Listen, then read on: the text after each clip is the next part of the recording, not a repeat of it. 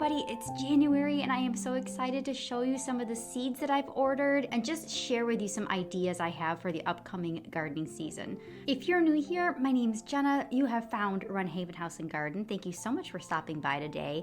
And today I hope to dream a little with you as we go through these seed packets and look at all these amazing goodies. I'm going to start with botanical interest because it happens to just be what's closest to me. I don't plan to plant all of these this year. Some of these I did order to kind of like meet the free shipping threshold, and seeds keep for a long time. So if I don't use them all this year, it's no problem. Most of these are going to be flowers. I am not growing a whole lot of vegetables this year, and I will talk about that more in my property redesign plans that I have for 2025. But there are a few vegetables I'm going to grow, and one of them is going to be pumpkins. And I ordered these Casparita pumpkins. They are a white variety, a bright white green stemmed small pumpkin. So it says they're just shy of 1 pound. I think this will be really fun to decorate with in the fall. In addition to decor, my chickens really enjoy having pumpkins during the winter, so that's something I grow for them. I've got some flat leaf parsley here. I'm gonna grow this for culinary purposes and as a host plant for swallowtail butterflies. Apparently the umbelliferous plants. Anything in that family, I believe they like, but they especially like parsley. Next, we've got echinacea, and it is the white swan variety. From what I understand, this particular variety, while it has been bred to be white, is still very effective medicinally. And I do plan to use it as a medicinal plant and as a pollinator plant. The traditional standard echinacea color just doesn't do much for me, so I'm thrilled to have this beautiful white variety. Next, we've got something I have never grown before, but have always wanted to try. So this is cup and saucer vine, and it is the blue cathedral bells. So like a dark blue purple color. It's an annual vining plant. It's supposed to be very vigorous and grow really fast. I'm not sure exactly where this is gonna go, but I do know that it will go in the back part of my property, which is where I have yellows and purples and whites. Next, we've got forget-me-nots. I'd love to seed forget-me-nots all through my shaded areas of my gardens. And my hope is that I can get them to perennialize. No, not perennialize. What's the word? Naturalize in that area in the understory. So I did buy quite a few of them. I think I bought them also from another distributor. Okay, and here we have thyme, English thyme.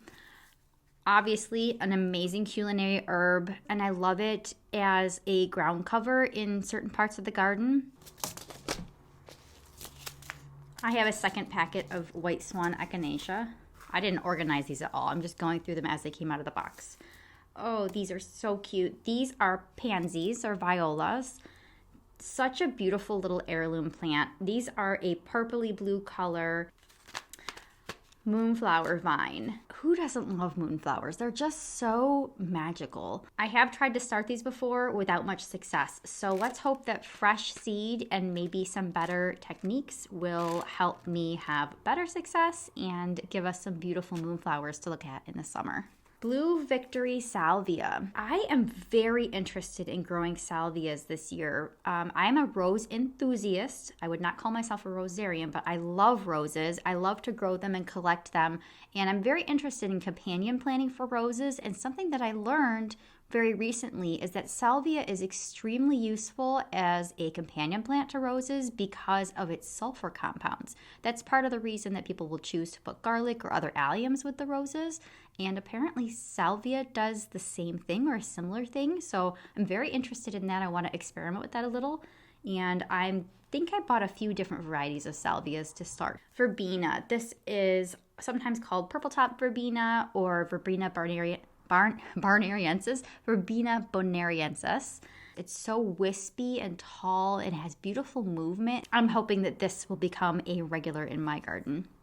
More pumpkins. These are Cinderella pumpkins. Absolutely beautiful, classic heirloom pumpkins. I tried to choose things that don't get too enormous because while I can certainly can up or jar up pumpkin, and I have done that in the past, I have some in my pantry right now, I prefer to store them as a winter squash, whole, with the cured skin, just tucked away in a cool pantry, and then just pull one out every once in a while for my chickens during the winter. That seems to be the best way to do it. And when they're enormous, it's just too much because if you put it outside, it will freeze. So Smaller pumpkins are better, and also I just think these are going to be gorgeous for decorating with. I sure hope this is recording. And then they threw in some thank you lettuce. I did turn the furnace down, so hopefully it's not kicking on and causing a problem for you. Next up, let's do, this is Baker Creek. I love looking at all the different packaging. They're all so creative the way that they do things. And I think it's interesting to see where they put their sort of marketing, whether they put it into the information on the packet or into the artwork. Whoa. Okay. Got another free seed here on the top. Again, another lettuce. One of the most frost-resistant lettuces known, superb for winter harvest. Interesting. I wonder if they pay attention to the growing zone you're in when they send you a free item, or if they just chuck it in and hope for the best. Okay, first flower we've got is bee balm, and this is the wild bergamot. I do have a beautiful white variety that I grow and absolutely love, but this is supposed to be medicinally superior. My hope is that because this is native to this area, it will naturalize here pretty easily. And if my white bee balm is any indication, that will not be too hard. Columbine. I just love aqualegias and columbines. This is Barlow Purple.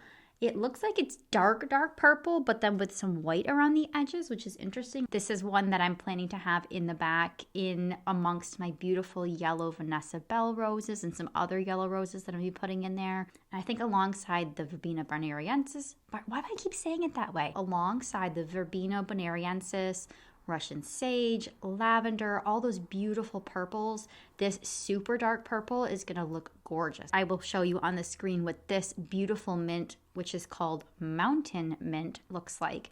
I've heard of this before and thought, well, how different can this mint be than the other varieties I've seen? Well, it's quite different, and there's a huge patch of it that we walk by when we take walks in our neighborhood, and it is always absolutely loaded with bumblebees, honeybees, native bees. So I'm gonna try mountain mint in my garden.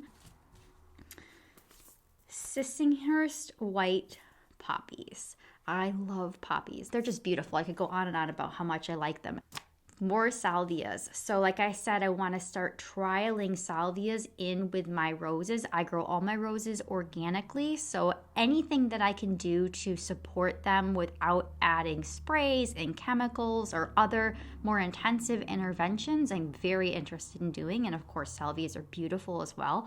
So I've got this one called Rose Rhapsody. Perennial zones 3 to 9, which is excellent. Blush pink salvia is an early summer bloomer, irresistible to hummingbirds and butterflies. Another salvia, this one called Sky Dance. This is a much lighter variety than that dark purple Victoria. This one is more of like a pale, like a periwinkle blue.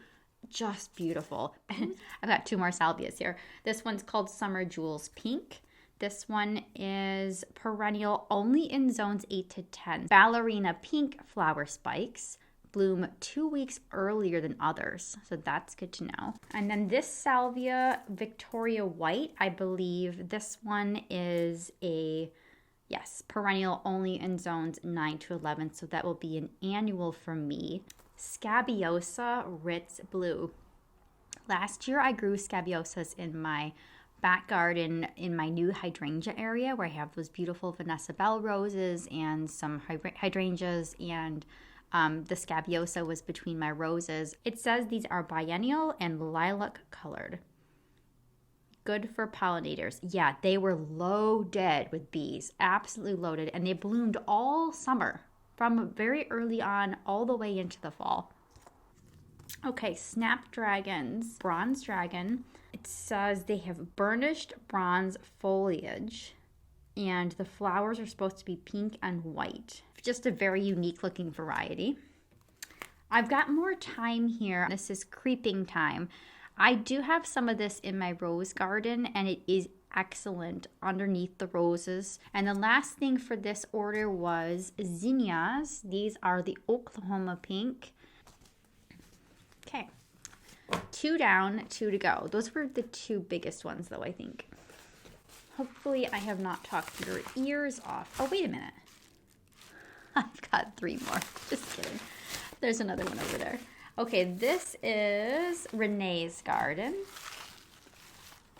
Renee's Garden flower seeds have always done really well for me. We are starting out with more forget-me-nots.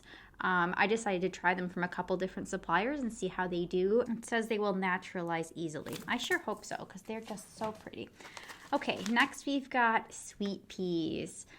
These are called Blue Celeste. I tried one round last year and I did get a few, but I need to do a little more research on better methods to start sweet peas because apparently they require a little bit of care. They smell so incredible and are so beautiful that I think they're going to be worth learning how to be successful with them.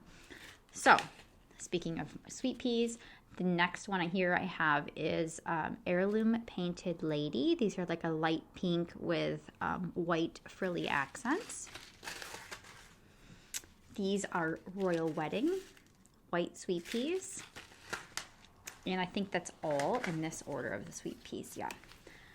Next up, we've got lavenders. I finally had success starting lavender from seed a couple years ago, and that just felt like it opened the doors for me. I'm gonna grow some more white ice lavender. I do have some in the garden and it's gorgeous, absolutely gorgeous. I also chose a variety called fernleaf lavender. It has really unique leaves. Obviously the title suggests that. The name suggests that. My hope with the white ice lavender is to potentially have almost like a lavender hedge in part of my rose garden at some point. So obviously I'll need to start a lot of lavender if I'm going to have that in a few years. Okay, this one is Eden Brothers. I only have 2 from them. Their seeds are amazing, but I had ordered quite a few other ones, so I only picked up a couple, and these are columbine seeds. This is called Rose Star, so it's a pink variety. They make great accents for the roses, and they're just so charming. And I have more zinnias here. These are Isabellina. The color of these on their website was just seductive, honestly, just gorgeous. I've never seen a color quite like these. So let's hope that they look that way in real life, not just that way in the seed catalog. And that means we have one more. We have Johnny's. Okay, now Johnny's is one of those companies that definitely puts the effort into like putting the information on the packet, not necessarily the artwork. I chose to try some Lisianthus this year. Apparently they can be quite a bear to get started from seed. My hope is that given that these are fresh seeds, I will be successful, but I'll just have to let you know what happens. So I chose the Arena 3 Red, which look more like a deep pink to me than a true red. So we'll see what those show up as. Feels like there's a tube in here. Let's see.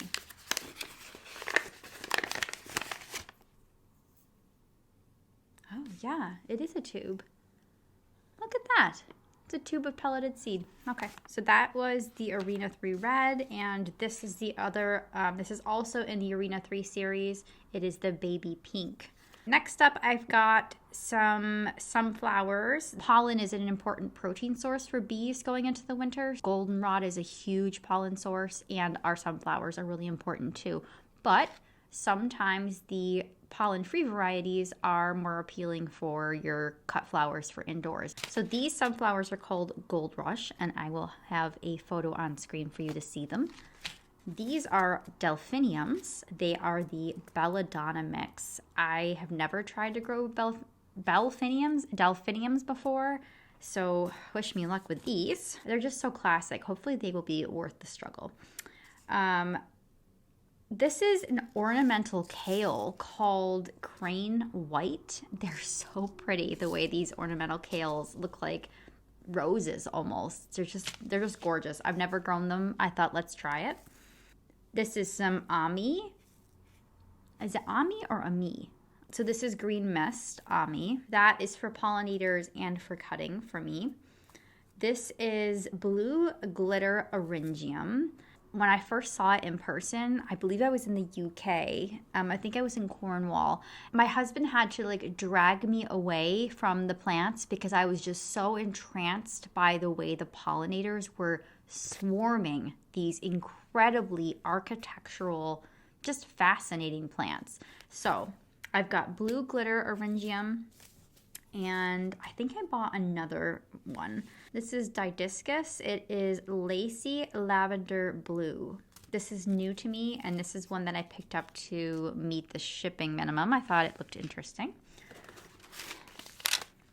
More delphiniums. I've got Magic Fountains Pure White here. Pretty self-explanatory. I've got another sunflower here called Sonia.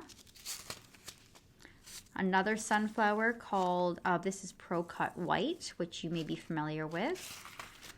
And this one is basil. This is a basil called Aromato. It's an ornamental basil, and it looks really beautiful. Oh, I got more in here. More eryngium, I was right. I bought the white glitter eryngium. Different size seed packet here. And I have another packet of lavender. This is Elegance Purple. Like I said, lots of lavenders this year. This giant bag is buckwheat. My plan is to use this as a cover crop for areas that I don't have planted. And it also provides a ton of nectar forage for honeybees and for bumblebees and other native pollinators. I think that's the end of my seed haul. Thank you for watching today. I hope this gave you some ideas of some seeds you might want to pick up for yourself. And I will see you in the next video.